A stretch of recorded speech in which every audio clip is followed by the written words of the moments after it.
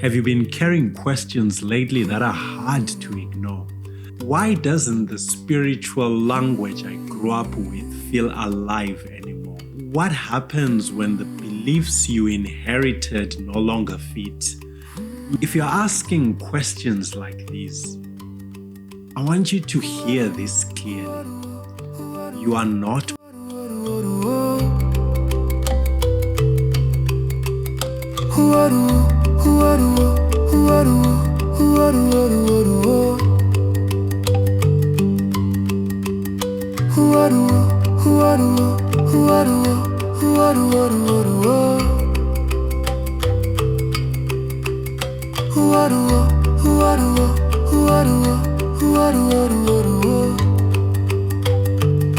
Welcome.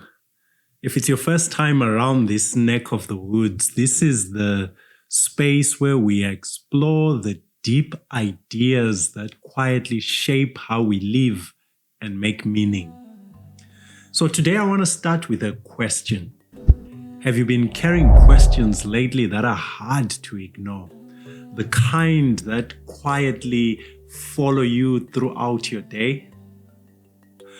Today we're talking about what happens when the beliefs you inherited no longer fit, not just in your thinking, but in your lived experience. You see, these seasons of spiritual disorientation are usually marked by questions, not abstract questions, but lived ones. The kind that begin to shape how you show up, how you make decisions, how you relate to others, and even how you hold on to hope. Those questions often sound something like this. Why doesn't the spiritual language I grew up with feel alive anymore? Is it normal to question my spiritual framework? Am I losing faith or becoming more honest? Why do the answers that once grounded me now feel incomplete? If you're asking questions like these, I want you to hear this clearly. You are not broken. You are also not alone. And I say that because I've been there too. I also inherited religious frameworks that over time stopped making sense in the same way. That season felt disorienting. But here's what I learned. Disorientation is not failure. Questioning is not weakness. Feeling unsure does not mean you are lost. Very often, it is the beginning of a deeper clarity and more grounded life.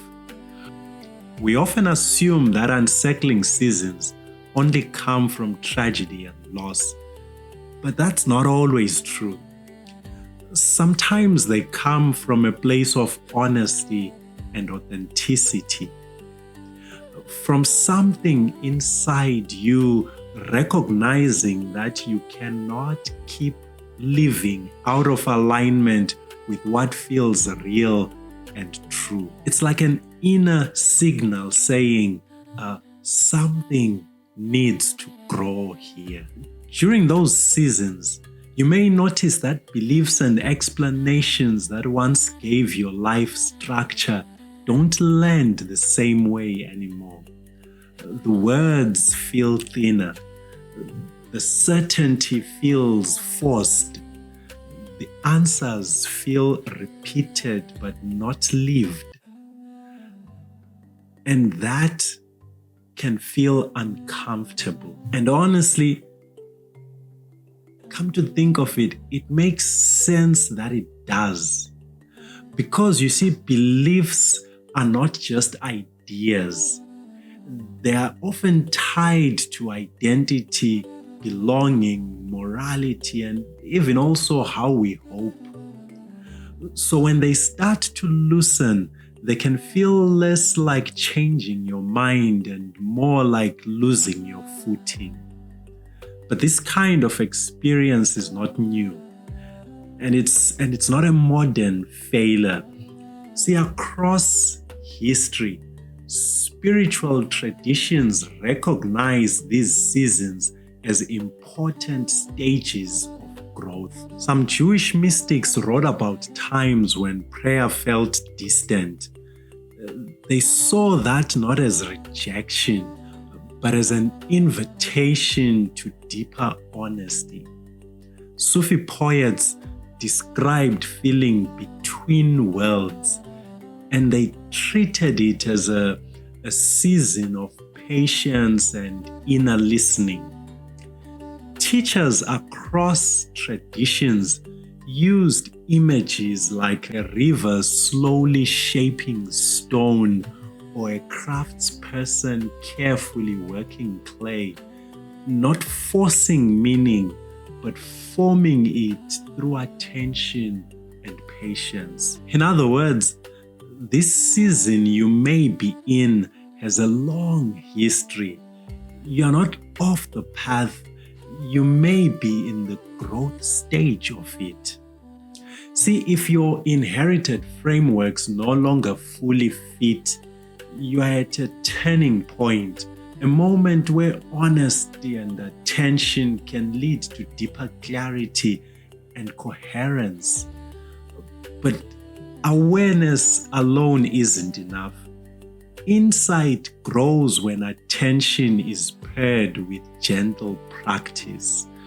So let me offer a few simple practices you could start using right away. The first one is to map your day. Take a few minutes daily to notice where your inherited beliefs or patterns feel strained or thin. Don't fix, just notice.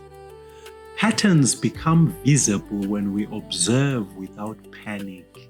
People have practiced this for centuries. Jewish and Christian contemplatives spent quiet time in reflection, while Stoic writers reviewed their days each evening. The practice is quite simple. Notice, reflect, learn. Notice, reflect, learn. The second practice is to name your questions.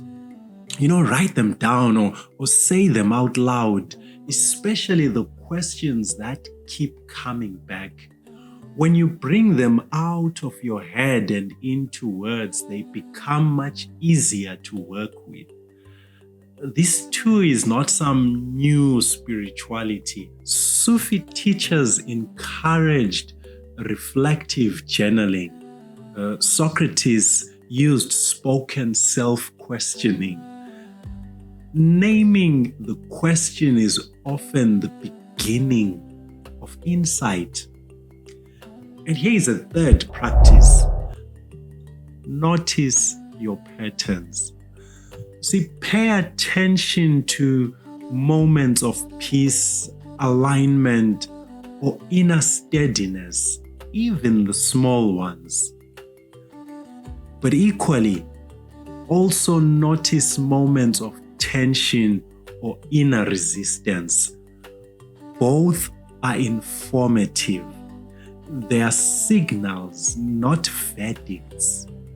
See, many spiritual traditions teach that wisdom grows through noticing small daily misalignments, not dramatic moments, but those quiet ones. And finally, if it helps, you don't have to do this alone.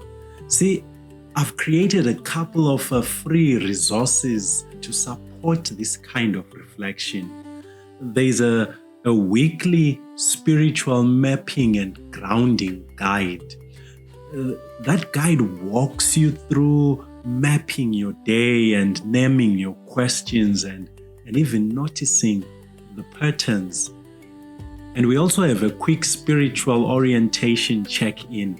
It's a short, guided reflection that helps you find language for the season you're in and helps you notice your spiritual landscape more attentively. They are here for you if you desire structured support. Even a few minutes with good reflection questions can open real clarity. If you are ready to begin your journey towards deeper orientation and meaning, you can explore these resources or schedule a short introductory conversation. I will leave the links to all of that in the description below. But look, whether or not we ever meet, I'm really glad that you are here, because learning what to do when our beliefs no longer fit truly matters. Questions calling my name. Answers feel thin, but the questions feel true. Questions calling my name. I'm not